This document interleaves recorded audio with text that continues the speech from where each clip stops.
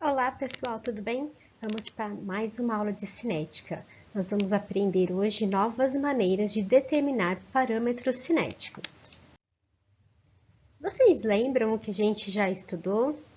E o que a gente viu a semana passada? Foi tranquilo, não foi? Parece que tem gente que está reclamando da matéria. Bom, vamos lembrar o que a gente já viu.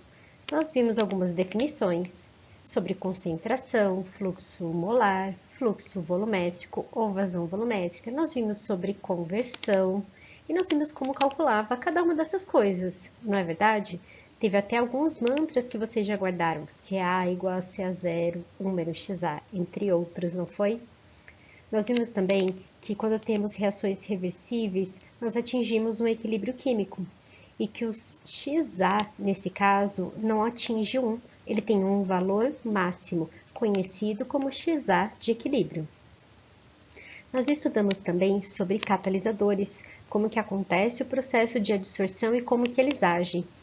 Estudamos sobre a velocidade da reação, velocidade instantânea, como que a energia de ativação influencia nessa velocidade e sobre alguns parâmetros que é muito importante, que é a ordem da reação e o valor de K, que é a constante cinética.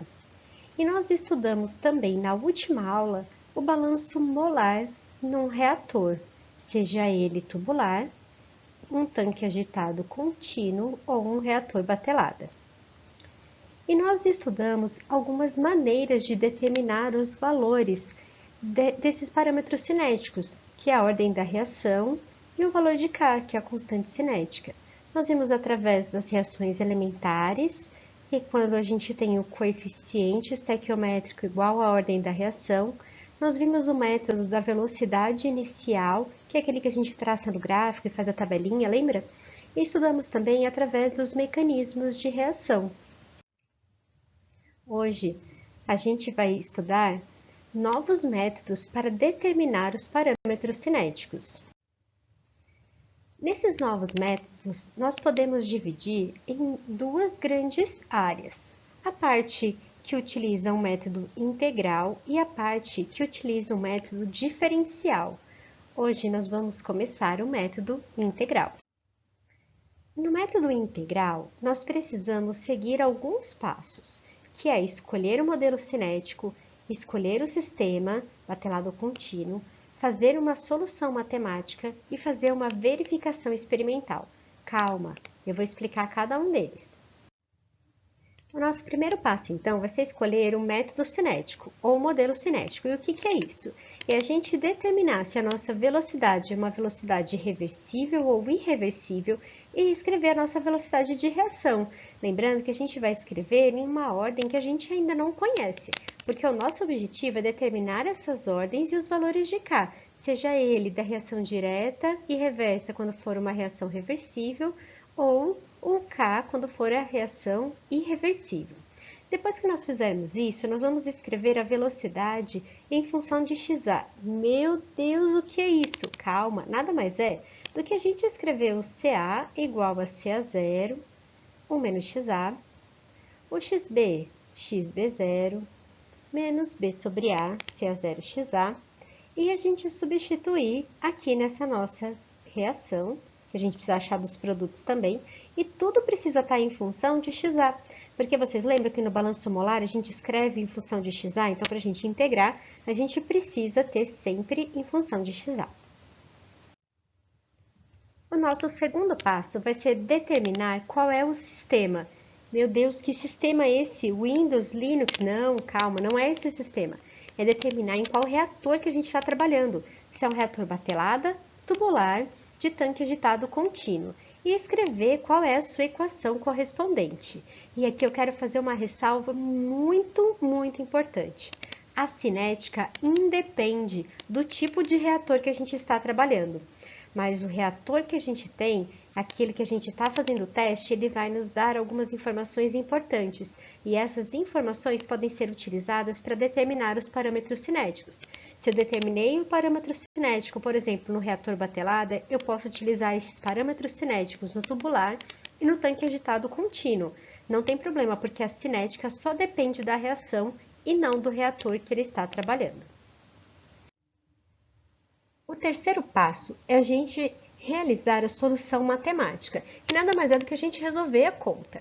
Se a gente estiver trabalhando com ordem inteira de reação, é fácil a gente determinar isso analiticamente.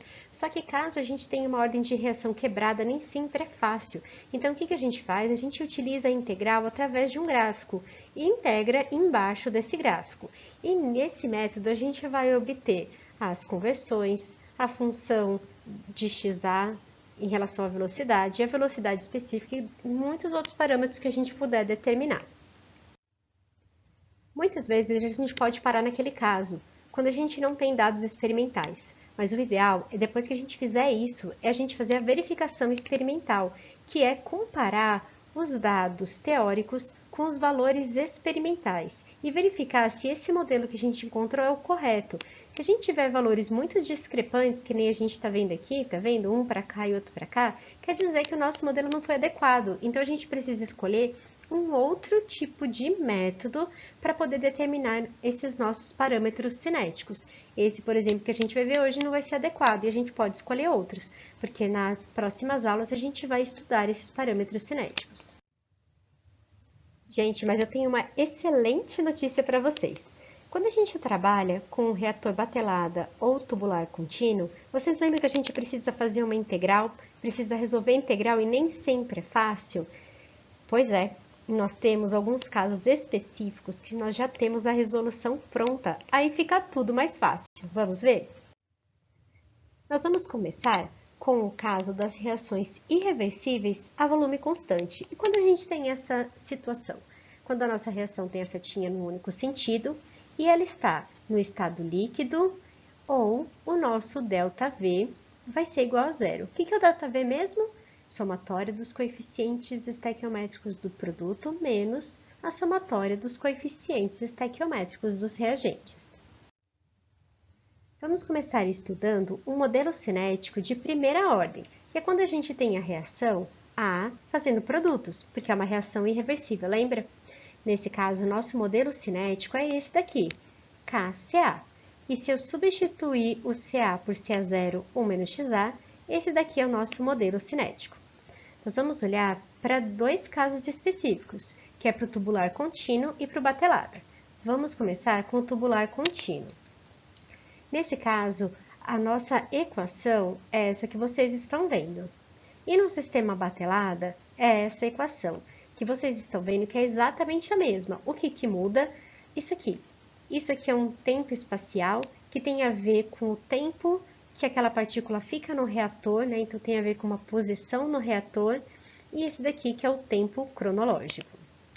A hora que a gente substitui o RA, como está ali na reação de vocês, e a gente integra, nós vamos ter esta equação pronta. Então, se a gente tem um modelo cinético de primeira ordem, com o volume constante, sendo um sistema contínuo ou batelada, tubular contínuo ou batelada, essa daqui é a nossa integral pronta. Passo daqui para cá. E no caso da gente ter um modelo cinético de segunda ordem, nós podemos ter dois casos, que é 2A tendo produtos, sendo essa uma reação elementar, ou A mais B dando produtos, sendo esta também uma reação elementar. Vocês verificaram que no caso anterior a gente também considerou uma reação elementar, é porque eu não quis assustar vocês de cara não.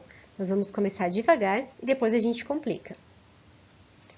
Nesses dois casos, a gente vai ter esses dois modelos cinéticos. Então, no primeiro caso, onde eu só tenho um reagente, é KCa ao quadrado, e substituindo vai ser KCa ao quadrado, 1 menos Xa ao quadrado. E no outro caso, onde nós temos os dois reagentes, é KCaCb, e essa daqui é a equação que fica pronta.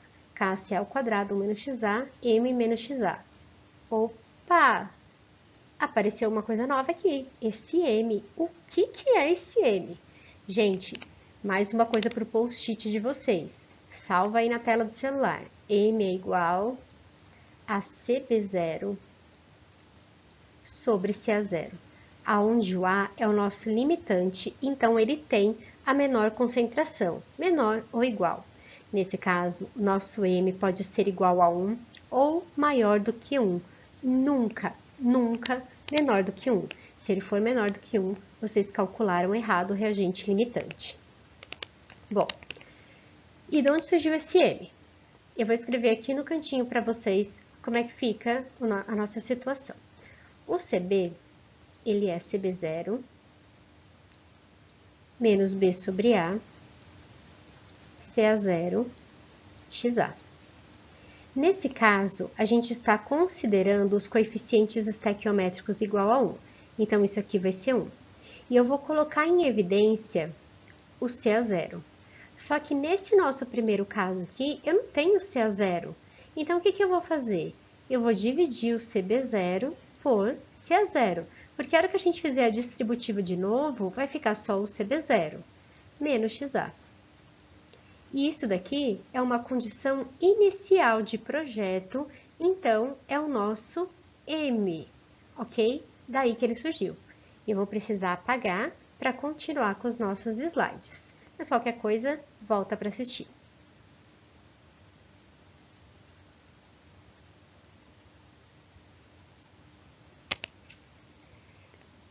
Vamos supor, então, a definição de M, que é CB0 sobre CA0, e essa nossa resolução para quando M for maior do que 1 é essa daqui. Não vou ler a equação inteirinha com vocês, mas é só aplicar. Isso quando M for maior do que 1 em um modelo cinético de segunda ordem. Nesse caso, necessariamente nós precisamos de 2 reagentes. E quando M for igual a 1, nós podemos ter 2 reagentes ou um reagente só, né, que vai ter só o Ca, e essa daqui é a nossa solução. Ele pode ser aplicado tanto para o tubular como para o batelada. O que vai mudar vai ser esse negocinho aqui. Para o tubular a gente tem o tal e para o batelada a gente tem o tempo. Como já deu um tempinho do nosso vídeo, o próximo caso específico eu vou gravar num próximo vídeo.